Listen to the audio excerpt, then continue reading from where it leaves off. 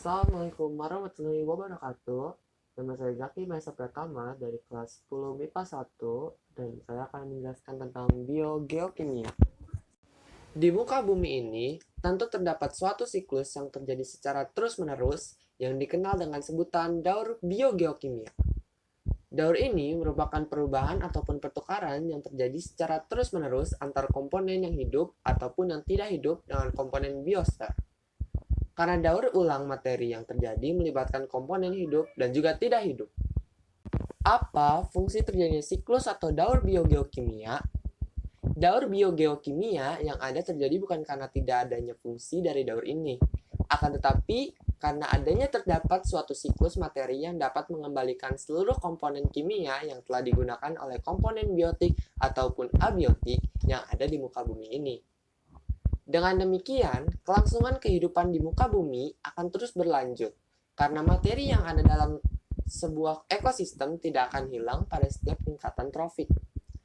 Sebab unsur materi penyusun bahan organik tersebut akan selalu didaur ulang, yang mana unsur tersebut dapat masuk pada sebuah komponen biotik melalui air, tanah, serta udara.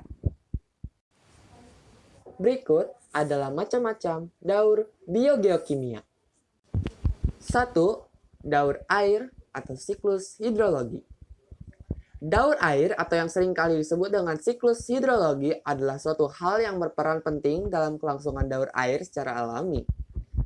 Apakah Anda tahu bahwa air yang berada dalam atmosfer bumi ini berbentuk uap air?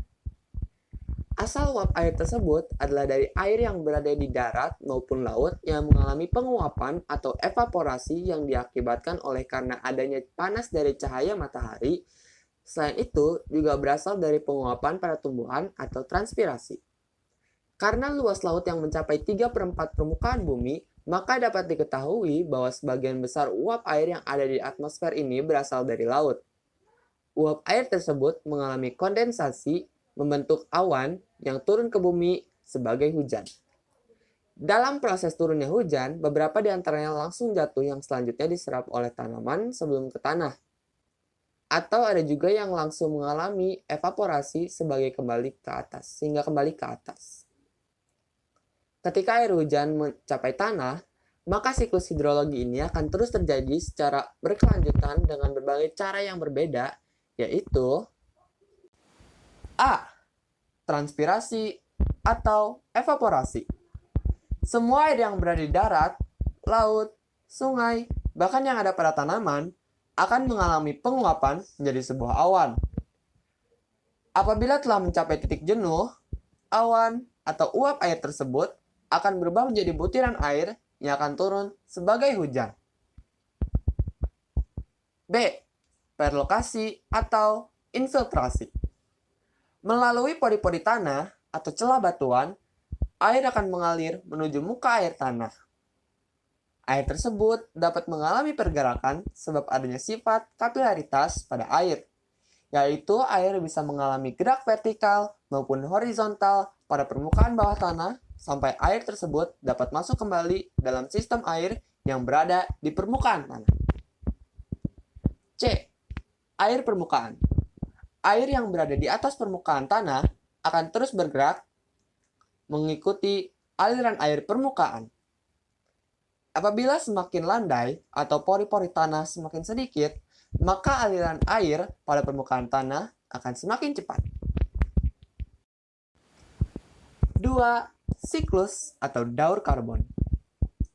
Siklus atau daur karbon ini memiliki keterkaitan yang erat dengan siklus oksigen.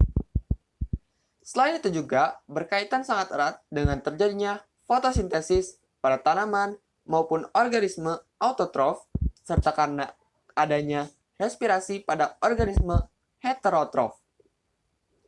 Tumbuhan dapat menyerap karbon melalui fotosintesis dalam bentuk karbon dioksida.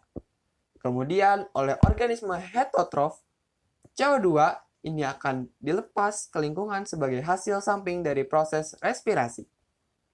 Terjadinya proses respirasi dengan fotosintesis sangat berpengaruh pada terjadinya pergerakan maupun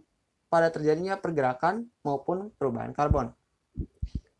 Kemudian, adanya aktivitas fotosintetik juga menyebabkan jumlah CO2, serta O2 yang ada di atmosfer naik turun secara musiman.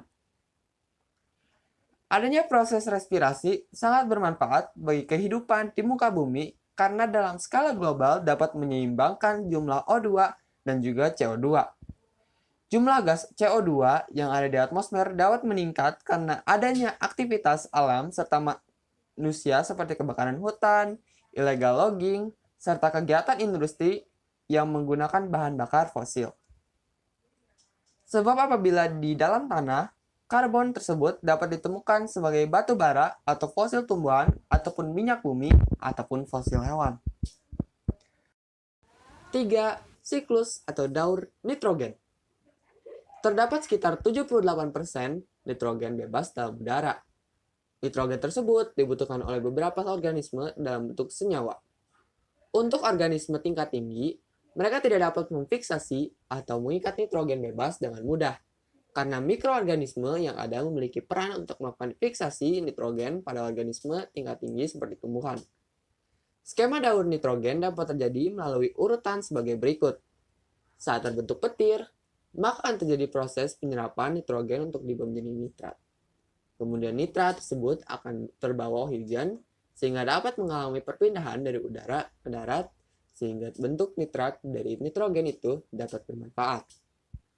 Nitrat yang ada di dalam tanah diserap oleh tumbuhan kemudian diubah menjadi protein. Selanjutnya, protein tersebut akan diserap oleh konsumen sehingga senyawa pada nitrogen tersebut akan ditransfer ke tubuh manusia maupun hewan. Urin maupun feses dan juga bangkai hewan maupun tumbuhan mati oleh pengurai akan diuraikan menjadi amoniak serta amonium. Hasil pembusukan dalam bentuk amoniak tersebut akan dirombak menjadi nitrit oleh bakteri nitrifikan dengan cara nitrifikasi. Nitrifikasi sendiri merupakan suatu proses biokimia anabolisme karena mengubah senyawa sederhana menjadi kompleks. Selanjutnya terjadi nitrasi dan nitrat akan kembali diserap oleh tumbuhan. Selain karena petir, penyerapan nitrogen juga dapat terjadi karena terjadinya pengikatan langsung nitrogen oleh mikroorganisme fiksasi yang ada pada udara. 4. Siklus atau daur fosfor. Seluruh makhluk hidup yang ada tentu memerlukan fosfor untuk dapat membentuk ADP, ATP, serta AMP yang berperan penting dalam proses metabolisme yang terjadi di dalam tubuh sehingga fosfor termaksud sebagai elemen penting dalam tubuh. Di dalam tulang hewan tingkat tinggi, fosfor ini bermanfaat dalam unsur penting penyusun tulang karena dapat membentuk kalsium fosfate apabila berikatan dengan kalsium. Fosfat anorganik atau ion fosfat ini merupakan jenis fosfor yang ada di alam. Ion fosfat juga dapat ditemui pada batuan, sehingga apabila terjadi pelapukan maupun erosi, maka fosfat tersebut akan terbawa ke sungai, bahkan sampai ke laut, sampai terbentuk suatu batuan sedimen yang disebabkan oleh dasar bumi yang mengalami pergerakan. Apabila di daratan ataupun di dalam air tanah, fosfat yang terlalut diserap oleh tumbuhan melalui akar sehingga akan terjadi perpindahan materi alam ke tubuh suatu organisme. Sekarang fosfat tersebut dikenal dengan sebutan fosfat organik. Untuk hewan herbivora karena sifatnya sebagai hewan pemakan tumbuhan, maka akan memperoleh fosfat dari tanaman yang dimakannya. Sehingga untuk hewan karnivora bisa mendapatkan fosfat dari hewan lain dalam kelompok herbivora yang dimakan. Dalam bentuk urin dan juga feses, fosfat dapat dikeluarkan dari tubuh hewan. Untuk jamur serta bakteri dapat menguraikan bahan-bahan anorganik yang terdapat dalam tanah yang selanjutnya akan melepaskan fosfor untuk kemudian diambil oleh tumbuhan.